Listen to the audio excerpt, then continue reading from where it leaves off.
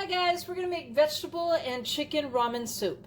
I'm going to start off by cooking the chicken, and I have 1.5 pounds of boneless, skinless chicken breast, and I've cut it into bite-sized pieces. I'm going to fry this up in about 2 tablespoons of vegetable oil. I'm going to generously salt and pepper it. I've got it spread out evenly in the pan so it's not on top of each other and it cooks evenly. I've salt and peppered it, and I'm going to go ahead and let this cook and toss it around every once in a while so it gets nice and brown on both sides.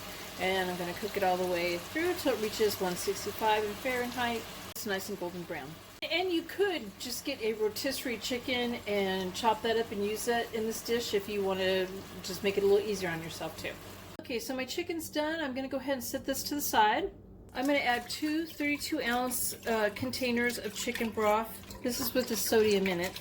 Okay, so I've sliced 3 large green onions, and these are Mexican green onions, so they're a little bit larger than the regular ones.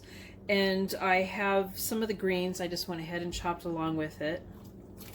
I'm going to add that to the broth.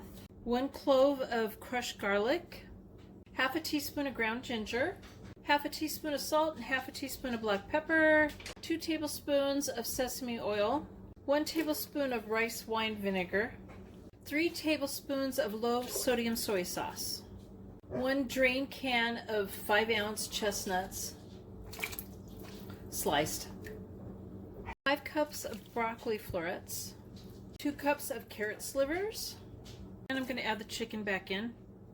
I'm going to turn the heat up to medium-high and bring this to a boil.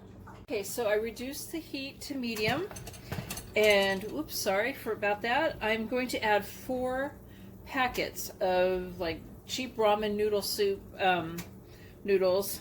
I took the flavoring packets out of them, and I'm just going to kind of break them apart a little bit and put them in there, and I have 4 of them.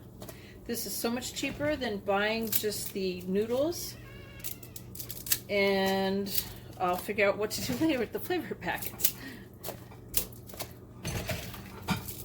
And I'm going to submerge this, and we're going to cook this for 10 minutes. Alright, I'm going to dish it out. So there's my vegetable and chicken ramen soup, and you could add a boiled egg if you wanted to, or some sriracha sauce. I hope you guys like this video. Please give it a thumbs up, and thank you guys for watching.